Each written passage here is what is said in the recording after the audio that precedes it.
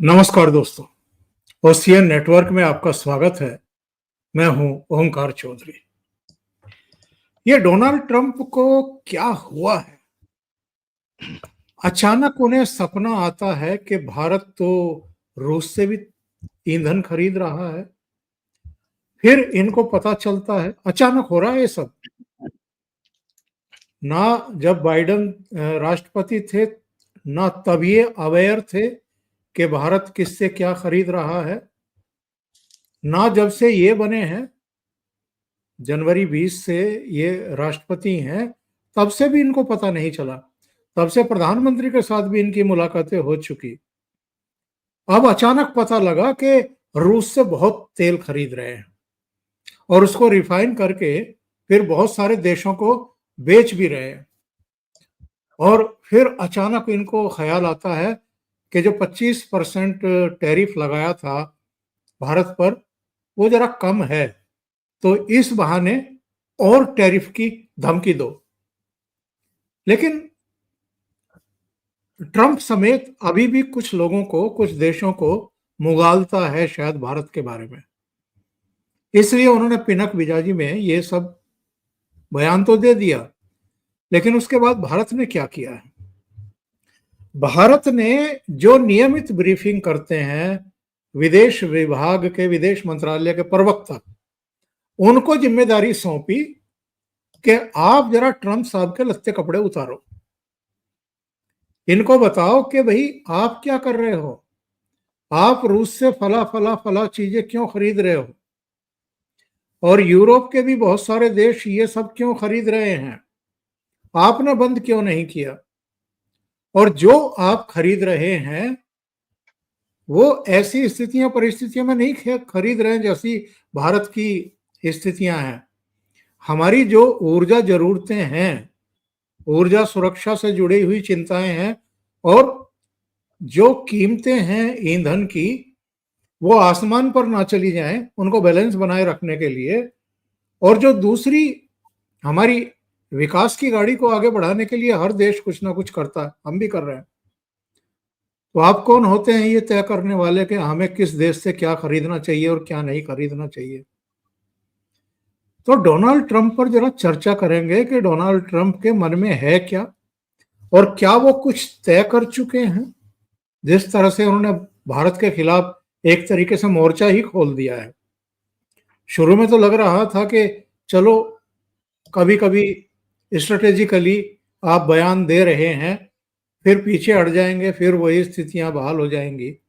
लेकिन अब तो लग रहा है कि डेलिबरेटली ये सब कर रहे हैं।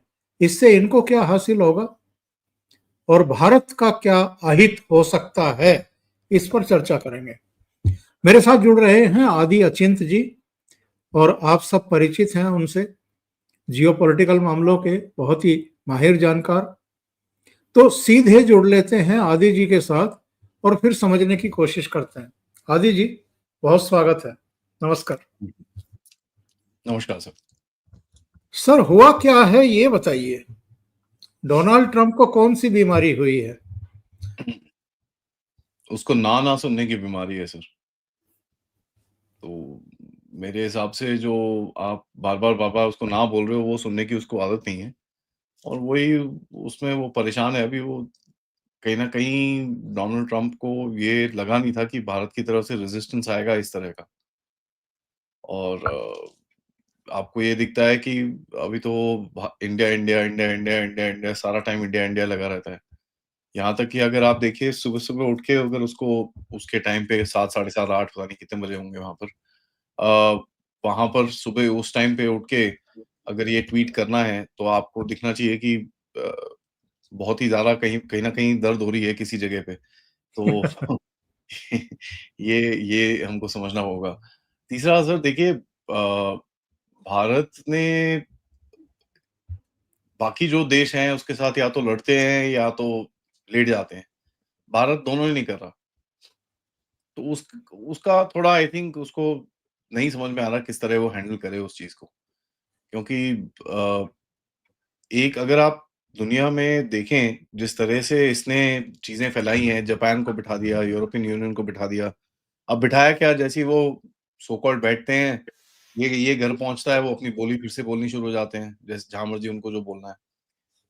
तो हाँ, एक मीडिया गेम है सर, भारत उसको इस टाइम पे वो मीडिया गेम भी नहीं करने दे रहा है, so I think it's a little upsetting उसको पर्सनली थोड़ा-सा अभी शॉक लग रहा है। और ये देखिए अगर रशिया का एग्ज़ाम्पल उठा के कभी किसी और चीज़ का एग्ज़ाम्पल उठा लेगा और ये रशियन तेल का एग्ज़ाम्पल कोई नया नहीं है सर। 2022 में भी आपके साथ यही सवाल पूछे गए थे जब दुनिया में हमारे जयशंकर जी जाते थे। ये चीज़ें बोलते थे आप लोग क्यों ले रहे हो? आप लोग ये सब यू नो आप लोग ये रशिया का तेल क्यों लेते हो? रशिया से ये डील क्यों करते हो? आप क्या है, क्या नहीं है? और वो पुराना एक जो डायलॉग है, अगर आपको याद होगा जयशंकर जी ने बोला था Europe must get out of the mindset और ये वो करके उन्होंने काफ़ी लात मारी थी उस टाइम पे। तो ये चीज़ें एक्सपेक्टेड है सर, ये रोएँगे तो सही बिकॉज़ इनके अपने से कुछ नहीं हो रहा तो दूसरों पे ब्लेम करो। और इस टाइम पे अभी चाइना के साथ वो सो कॉल्ड एक डील करने की कोशिश कर रहा है।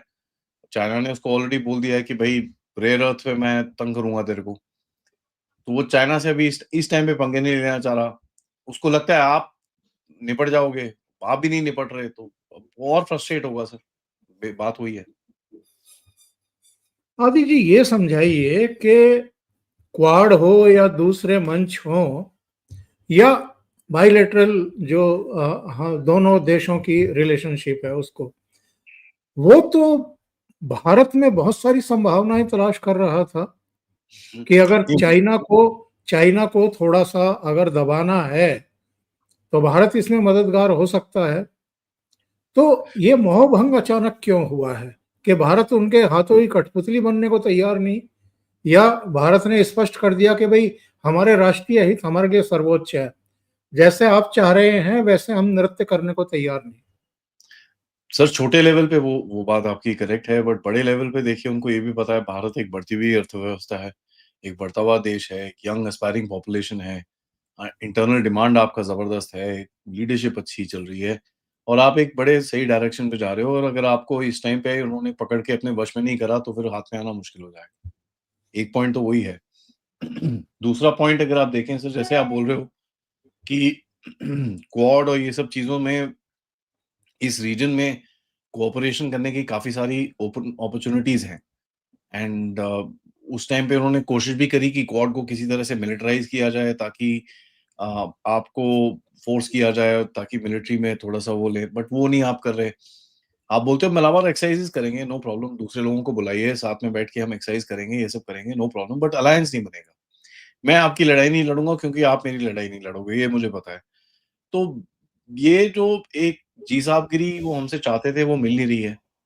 इनको लगा था कि मोदी जी को बिठा के I mean now that I think of it, जब आप सोचें इस चीज़ को, जब मोदी जी वहाँ पर गए होंगे, तो उस टाइम पे कुछ तो बात हुई होगी जहाँ पर ऑफ कोर्स जो एक वार्मथ थी, एक जो कनेक्शन था दोनों के बीच में, दोनों लीडर्स के बीच में, उसमें कहीं न कहीं कुछ ऐसा दिखता है कि कुछ डेंट तो हुआ है इसे।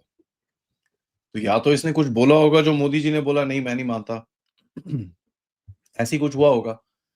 तो वो दिखता है कुछ ना कुछ हुआ होगा वहाँ पर एंड वो चीज़ अभी धीरे-धीरे करके बाहर आ रही है जो एक पर्सनल अभी तो ख़ैर मोदी जी के ऊपर डायरेक्टली उसने कुछ बोला नहीं है। बट कुछ टाइम ज़्यादा नहीं है, दूर नहीं है जब वो मोदी जी पे भी बोलेगा। और यहाँ पर देखिए लोगों को ये समझ में आना चाहिए पिछले साल जब मोदी जी रशिया गए थे, तब जब मोदी जी ने रशिया के व्लादिमीर पुतिन को जप्पी मारी थी, आपको याद है सर जी हाँ भारत जी। के बारे में कितनी बातें की गई थी, कितनी बातें की गई थी।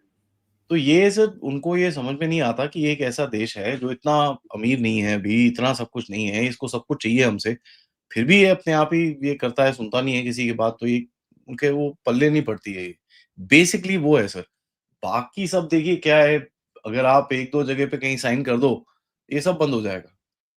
अब वो करना नहीं चाहते आप एंड सही में मैं भी नहीं सपोर्ट करता उसको। तो वो चाहते हैं कि आप उनकी बात सुनें। पब्लिक में एक एक आधी बारी रशा को कुछ एक स्टेटमेंट दे दें। आप थोड़ा-सा हथियार-वथियार दे दें अगर दे सकते हैं तो। पैसे-वूसे ये वो कुछ नहीं माँग रहे आपसे, बस वो ये चीज़ माँग रहे हैं कि आइडियोलॉजिकली आप बोलिए कि भैया रशिया ने जो करा है वो गलत है और हम रशिया की सपोर्ट नहीं करते। उसके बाद आप चुपचाप तेल लेते रहो, कुछ नहीं कहेगा कोई। वो ये चाहते हैं, हम उस वो भी नहीं बोलने को तैयार हैं। तो आई थिंक उनको वो चीज़ नहीं पसंद आ रही और ये चलता रहेगा सर, ये ऐसे ही चलता रहेगा। अभी थोड़ा टाइम में अभी इंडिया का फ्लेवर है, ये इंडिया का थोड़ा-सा चलेगा, थोड़े से टैरिफ टूरिफ और बढ़ाने की धमकी देगा हमको। कुछ ना कुछ और होगा, उसके बाद देखिए सर अगले 5-7 दिन ये ऊपर-नीचे, ऊपर-नीचे, ऊपर-नीचे चलता रहेगा। तो बड़े इंटरेस्टिंग टाइम्स आने वाले हैं आगे।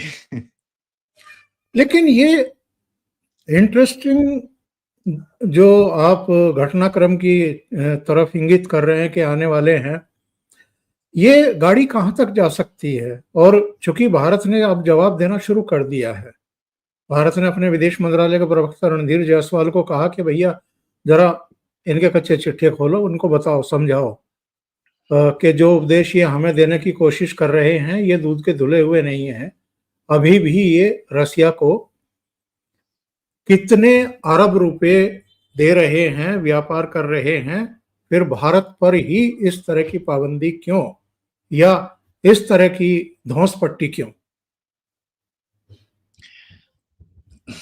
ये सवाल तो सर लॉजिकल है, उसमें कोई डाउट नहीं है एंड दुनिया में बहुत लोग ये पूछ रहे हैं कि यार ये क्या है? ये तो बेवकूफ़ी है। बट देखिए ये इन चीज़ों के अंदर कभी लॉजिक कभी काम नहीं आएगा सर आपको। आप ये चीज़ जैसे कल की स्टेटमेंट में भी था, उन्होंने बड़ा लॉजिकल स्टेटमेंट दिया है बट ये पढ़ेगा नहीं कोई। लेट्स बी वेरी क्लियर ये एक बड़ा इलॉजिकल सा सवाल है, आपको बोलते हैं कि भई आप आके जहाँ पे भी हम बोलते हैं वहाँ साइन कर दो। जब भी हम बोलेंगे जाके लड़ लो, जब हम बोले बैठ जा तो बैठ जाओ और आप उसके बाद हमारे वश में रहो और जब भी हमको आपसे कुछ काम है तो हम आपको आके कुछ भी बोल सकते हैं टाइप से। ये वो करने को माँग रहे हैं, तो आपको लगता है सर ये चीज़ लॉजिकल रहेगी? ये सोचते हैं कि भई 1 डेढ़ करोड़ 150 करोड़ लोगों को ये कंट्रोल कर पाएँगे एक साथ? चाहे गवर्नमेंट साइन भी कर दे, मेरे को लगता नहीं है कभी गवर्नमेंट करेगी, बट चाहे वो कर भी दे, क्या आप जैसे मुझ जैसे लोगों को ये कभी कंट्रोल कर पाएँगे? कभी नहीं।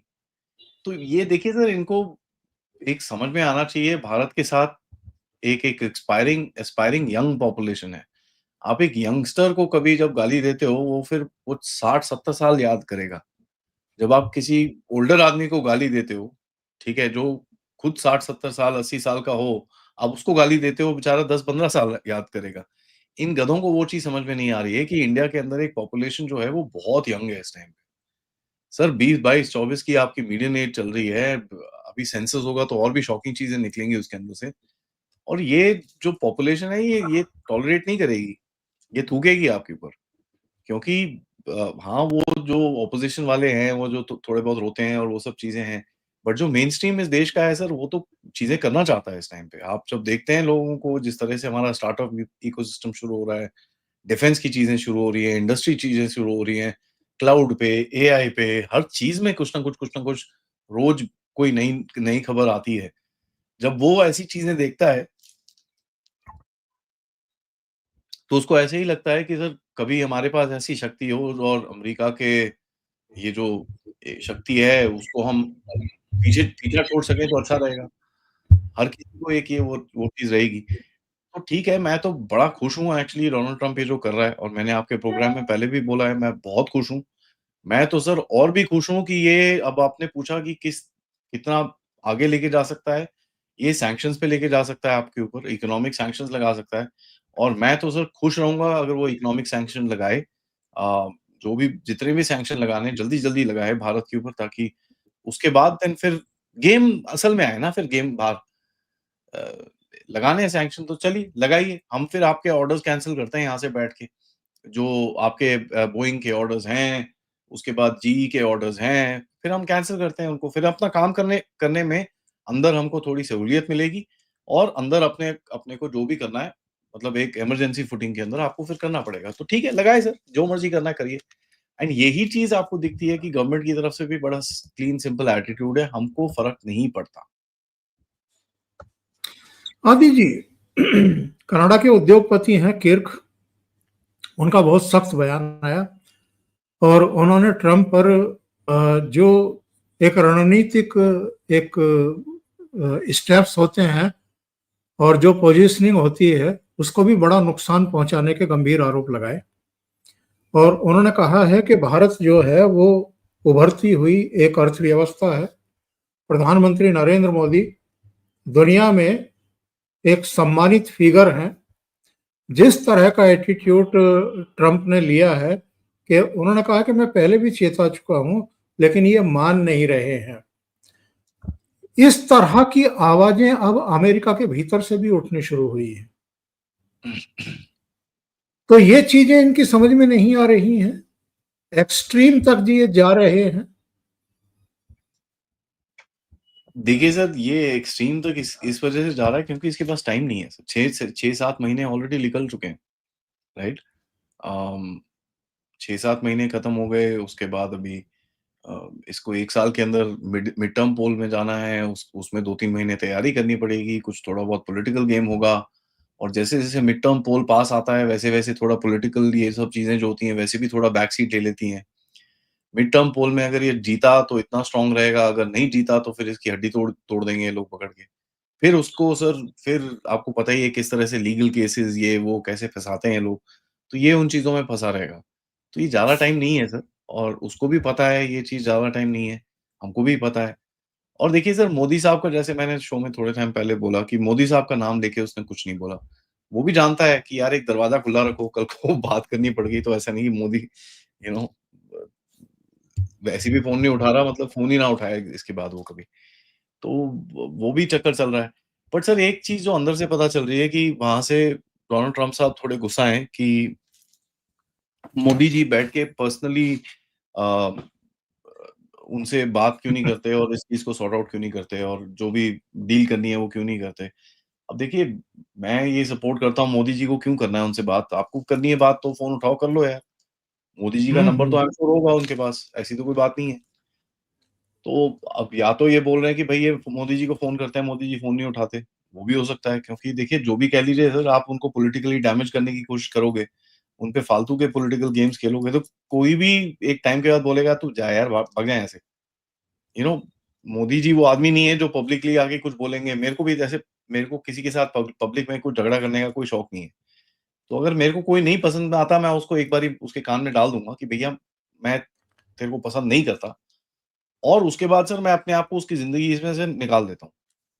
मेरा फंडा बड़ा सिंपल है। उसके बाद मेरे लिए वो बंदा था ही नहीं कभी। चाहे वो जो मर्ज़ी बोलते रहे और मेरे पास हैं ऐसे 3-4 ट्रोल्स हैं जो मेरे पीछे पड़े रहते हैं। तो मोदी जी का भी वही विचार है बट उनका विचार ऑफ़ कोर्स मैं तो अपनी छोटी-सी ज़िंदगी कचरे की ज़िंदगी के बारे में बता रहा हूँ। आप सोच रहे हो मोदी जी के पास कितनी और चीज़ें होंगी ऐसा डिसीज़न लेके सोचने के लिए कि भई मैं I am gonna stand by मैं अपनी ज़मीन पे खड़ा रहूँगा और मैं बोलूँगा कर ले तो कर यार, क्या करता है लेट्स अब देखते हैं कितना जाता है, कितना गिरता है तू।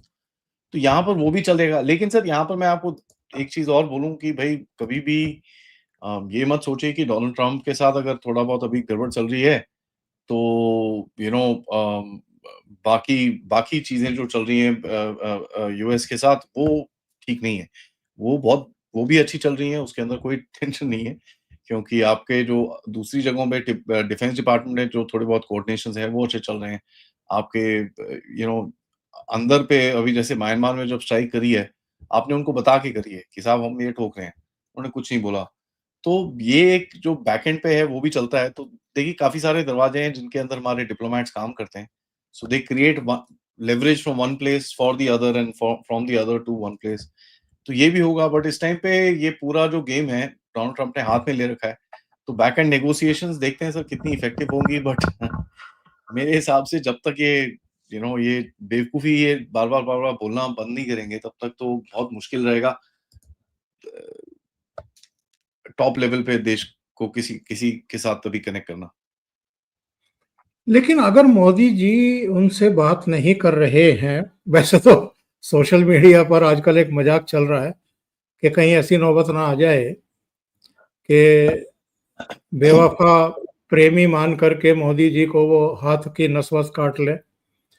तो वो सब लोग जी, मजे ले रहे हैं, लेकिन सबसे बढ़िया वाला था मेलानिया ने उसकी बीवी ने मोदी जी को फ़ोन करा, "क्या कर रहे हो मोदी जी वो सर्फ खाने वाला है।" तो तो मोदी जी बात नहीं कर रहे। जयशंकर जी का बयान आ गया कि एब्सोल्यूट पावर किसी के हाथ में आज की तारीख में नहीं दी जा सकती, या ये नहीं है कि आप अपनी मनमानी करते रहें अकेले और बाकी सबको जो है आप बुलडोज कर दें, तो फिर पुल का काम करेगा कौन? सेकंड मैन भी अगर सख्त बयान दे रहा है, फिर तो इसका मतलब हम ये माने ना कि भारत ने फैसला कर लिया है कि अगर आप बोलना बंद नहीं करेंगे भारत के खिलाफ, अगर एक्ट करना बंद नहीं करेंगे, मैं इसको भारत के खिलाफ एक्ट मानता हूं कि आसिम मुनीर को बुला करके आप लंच कर रहे हैं और आप सीज फायर मैंने कराया, मध्यस्थता मैंने कराई, ये 29-30 बार कह करके हमारी जो डोमेस्टिक पॉलिटिक्स है उसमें मोदी जी के लिए समस्याएं खड़ी कर रहे हो। आपके दिमाग में तो शांति का नोबेल पुरस्कार घुसा हुआ है, लेकिन यहां जो आपने वितंडा खड़ा किया, डोमेस्टिक पॉलिटिक्स में जो कुछ किया, ये तो भला हो। जब आप किसी की बुराई सोचते हैं तो एक आध भलाई भी कर देते हैं जो हो गई। जैसे राहुल गांधी ने कहा नरेंद्र सरेंडर, और जो ट्रंप चाहेगा वो करेंगे मोदी जी। तो ट्रंप ने तो खुद ही ऐसे कारनामे कर लिए कि मोदी जी मानेंगे ही नहीं उनकी। तो वो तो जो नैरेटिव बन रहा था यहाँ पर मोदी जी के खिलाफ, वो तो ध्वस्त हो गया। पर ये सिचुएशन जो है ये तो उनके द्वारा क्रिएट की हुई है आदि जी। मैं वही बोलने वाला था। देखिए सर, ये गेम खेल रहे हैं। इनको लगता है, देखिए एक बड़ी लाउड डेमोक्रेसी होने का एक बहुत ही उल्टा ये भी है कि कभी भी कोई कुछ भी बोले तो वो उछलता है। स्पेशली आप ग्लोबल स्टेज पे कुछ भी बोलेंगे तो एकदम से उछलना शुरू हो जाता है वो चीज़। तो वो उसका फ़ायदा ले रहा है और कुछ नहीं है सर। बेसिकली अगर आप इसको ज़्यादा इधर-उधर मत देखें तो आपको ये दिखेगा कि ये फ़ायदा ले रहा है और हमारे भी उसी आग पे रोटियाँ सेक रहे हैं। अ, आप बोल सकते हैं गलत बात है, ये है, वो सब ठीक है, आपकी बात एकदम ठीक है, उसमें कोई डाउट नहीं है। बट सिचुएशन यही है कि रोटियाँ सेकने वाले तो सर हर जगह मिल जाते हैं, रुदाली तो हर जगह मिल जाती है। तो एक चीज़ हमको ये समझ में आती है कि ट्रम्प का जो नज़रिया है वो उसको लगता है कि मोदी जी के ऊपर डायरेक्टली पर्सनल प्रेशर डाल के ऑपोज़िशन को भी थोड़ा-सा स्ट्रेंथन अप करके अगर मैं कुछ ऐसी चीज़ें बोल दूँ, जो वहाँ की ऑपोज़िशन उठा ले और थोड़ा प्रेशर आ जाए मोदी पे, उसका इम्पैक्ट यहाँ पर होगा और मोदी यहाँ पर आके कुछ रख लेगा। क्योंकि ये चीज़ें बड़ी क्लियरली कम्युनिकेट करते हैं सर। देखिए ये आज जो ये आपको पब्लिक में बोल रहे हैं ना सर, मैं आपको ये बड़ी क्लियरली एश्योरेंस देना चाहता हूँ कि ऐसी चीज़ें पहले वो दरवाजे के पीछे बोलते थे आपसे। तो ये कोई नई चीज़ नहीं है कि ये कुछ है। तो ये हमको बड़ा क्लियरली एक पहली चीज़ हमारे दिमाग में होनी चाहिए। दूसरा देखिए सर, जो भी ये चीज़ें चल रही हैं, ये 2022 से चल रही हैं। तो अगर कोई लगता है किसी को कि बहुत ही ज़्यादा डर जाएगा भारत, ये वो नहीं होने वाला। तीसरा, अमेरिकन्स की तरफ से इनको भी एक ऑफ रैम्प चाहिए होगा सर, ठीक है? कहीं न कहीं उनको भी एक ऐसी जगह चाहिए होगी जहाँ पर वो भी इस टेंशन से बाहर निकल सकें। अब यार ये फ्रंट तो खोल दिया है भाई साहब ने। अच्छा बात करो यार, इसमें कहाँ पर कुछ कर सकते हैं हम लोग इसको किस तरह चुप करें? क्योंकि कल को सवाल पूछेंगे लोग, यार आप तो इतनी बड़ी-बड़ी बातें कर रहे थे, आपने तो छोड़ दिया फिर। फिर वही आ जाता है टाको, टाको, टाको भी चिकन्ड आउट। तो अमेरिकन से एक ऑफ रैम्प भी ढूँढ रहे होंगे। डिप्लोमेसी में ऐसे ही चलता है सर, जब आग लग जाती है फिर दोनों इधर-उधर देखते हैं, बोलते हैं यार इसको ज़रा अभी थोड़ा साइड करना पड़ेगा, ये थोड़ा ज़्यादा हो गया है। Let it calm down. अब वो कितना होता है, कितने नहीं होता, क्योंकि ट्रम्प ने pretty much American foreign policy को अपने हाथ में रखा हुआ है। जिस तरीके से स्टेटमेंट्स बार-बार वो ट्विटर पे डालता है, तो इनकी एस्टेब्लिशमेंट से कोई बात नहीं करेगा। तो ये क्या रहेगा ना सर, ऑनेस्टली टेलिंग यू, ठीक है, अगर उसको आप भारत के साथ डील नहीं करनी थी, he shouldn't have done it. But तो 25, 30, 40 साल का इतना जो मेहनत थी लोगों की, प्रीवियस प्रेसिडेंट्स की, वो पूरा इसने आई मीन मिट्टी में मिला दी इसने। एंड इसने, और as a matter of fact Joe Biden की सरकार ने, जिसने भारत के अंदर इलेक्शन इंटरफेरेंस और ये सब चीज़ें करी हैं। इतने साल से लोग बिल्डअप कर रहे थे इस चीज़ को। बाइडेन ने आके 2024 के इलेक्शन के अंदर अ, काम करा है। पहले भी हमको पता है कि इन लोगों ने कुछ उल्टे काम करे थे, कई इलेक्शंस के अंदर। हमको पता है कि कई लोगों को, कई पॉलिटिशियंस को ये लोग पैसे भी देते हैं। इनके यूएसएआईडी के पैसे कहाँ-कहाँ जाते थे, आपको भी पता है ये सब कुछ।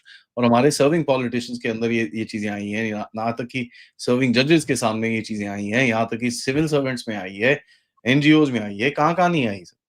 तो देखिए, अगर कोई बोले ये ट्रम्प सबसे पागल है, पहले वाले सब भले-चंगे थे, मैं मानता नहीं। मैं ये भी नहीं मानता कि पहले वाले सारे पागल थे, ये भला-चंगा है, वो नहीं मानता। बिकॉज़ अमेरिकन एस्टेब्लिशमेंट हमेशा से ही एक पगलॉट एस्टेब्लिशमेंट है। इसको कोई आइडिया नहीं है कि इनकी भलाई में क्या है। तो अब बाकी मैं क्या बोलूँ सर? गधे लोग हैं, गधे थे, गधे हैं और गधे रहेंगे। आगे क्या होने वाला है? कोई सर प्रेडिक्शन? आगे देखिए सर, कुछ नहीं होगा। ये थोड़ा-सा आपके ऊपर प्रेशर और डालेगा, प्रोबेबली आपके ऊपर 50% टैरिफ डाल देगा एक आधे दिन के लिए, फिर वो एक्सटेंड करता रहेगा। ये देखिए सर, अगर अभी इंडिया ने कुछ ग्राउंड पे हिट बैक नहीं करा है, 1-2 कंपनीज़ पे हमने डायरेक्टली हिट बैक मारा था, अब मारना शुरू हो गए, तो फिर इनको प्रॉब्लम होगी। दूसरा, भारत क्या करेगा सर, अमेरिका के साथ डाइवर्सिफ़ाई करेगा, ऑलरेडी करना शुरू हो गया वो। नई मार्केट्स आप कर रहे हो, आप ईयू के साथ ट्रेड टॉक्स आप ऑलरेडी बात कर रहे हो, ईएफटीए आपने ऑलरेडी कर रही है, मिडल ईस्ट के अंदर 2 ट्रेड टॉक्स आप बात कर रहे हो, इज़राइल के साथ जो मतलब कोई 20 साल पुरानी कन्वर्सेशन थी ट्रेड टॉक की, वो आपने बढ़ा दी है। तो आप अपने अल्टरनेटिव ढूँढेंगे साउथ ईस्ट एशिया में। आज भारत के अंदर बोंगबोंग मार्कोस साहब भी हैं, फिलीपींस के, जो काफ़ी क्लोज़ हैं मोदी जी के, and you are trying to look for alternative markets. तो देखिए सर, टोटल इम्पैक्ट जो है आपको $5 बिलियन के करीब में ट्रेड में आएगा। एंड अगर आप देखेंगे तो अगर इसने तेल के ऊपर कुछ करा भी, तो रशियन तेल के ऊपर कोई 6-8 बिलियन डॉलर उसके ऊपर आएगा। सो टोटल इम्पैक्ट अगर आप देखें होगा करीब 13-14 बिलियन डॉलर्स का। जो, हाँ, एक तरफ आप बोल सकते हो कुछ भी नहीं है, बट एक तरफ बोलते हो हाँ ठीक है, सब्सटैंशियल अमाउंट है, इसका कुछ हमको कुछ इसका अल्टरनेटिव निकालना पड़ेगा, ताकि हमारे एक्सपोर्टर्स को थोड़ा-सा एक कम्फर्ट मिले सर। और उसके लिए बाय द वे आज ही एक स्कीम लॉन्च हुई है, जिसके अंदर दो 20,000 करोड़ रुपए की बात करी गई है, जहाँ पर एमएसएमईज़ को कुछ लोन्स दिए जाएँगे डाइवर्सिफिकेशन के लिए, और एक्सपोर्टर्स के साथ एंगेज करके उनके साथ कुछ अल्टरनेटिव मार्केट्स एंड भारत के ऊपर फोकस करके काम करने की ऑलरेडी 20,000 करोड़ रुपए की स्कीम आज लॉन्च हुई है। और क्या अब मान लिया जाए कि क्वाड की मीटिंग टलेगी, जो दिल्ली में होने वाली थी? अभी तो नहीं दिखती सर पास में आती हुई, अगर होगी भी तो ईयर एंड के पास होगी, उससे पहले नहीं होगी। एंड अब देखिए सर, अगर कर भी ली और ये नहीं आया तो फिर ठीक है, वो भी हो सकता है, उसमें भी कोई वो नहीं है। बट आप ये चाहोगे नहीं कि क्वाड बंद हो जाए, बिकॉज़ क्वाड एक बड़ी इंटरेस्टिंग सी चीज़ निकल रही थी, जिसके अंदर ये पूरे रीजन को स्टिच इन किया जा सकता है। जैसे G20 में काफ़ी हर जगह पे से लोग घुसे हुए हैं। क्वाड में रीजन में आप काफ़ी लोगों को अंदर खींच सकते थे, जिसके अंदर चाइना का जो लोकलाइज्ड इन्फ्लुएंस है, साउथ चाइना सी रीजन में, इंडो पैसिफिक में, बिम्स्टेक जो जो हम लोग काम करते हैं, उसके अंदर आप उसका इन्फ्लुएंस थोड़ा रिड्यूस किया जाए, ताकि आप दूसरे लोगों के साथ काम कर सकें और इसको कर सकें। इंडिविजुअली कर पाएँगे, थोड़ा-सा डिफिकल्ट रहेगा, थोड़ा-सा टाइम ज़्यादा लगेगा। बट सर देखिए, अभी क्वाड के बारे में कोई कुछ बोलेगा नहीं वैसे। सब चुप रहेंगे। आदि जी, बहुत-बहुत धन्यवाद जुड़ने के लिए और बहुत महत्वपूर्ण मुद्दों पर चर्चा करने के लिए। Thank you sir. नमस्कार। जय हिंद। नमस्कार।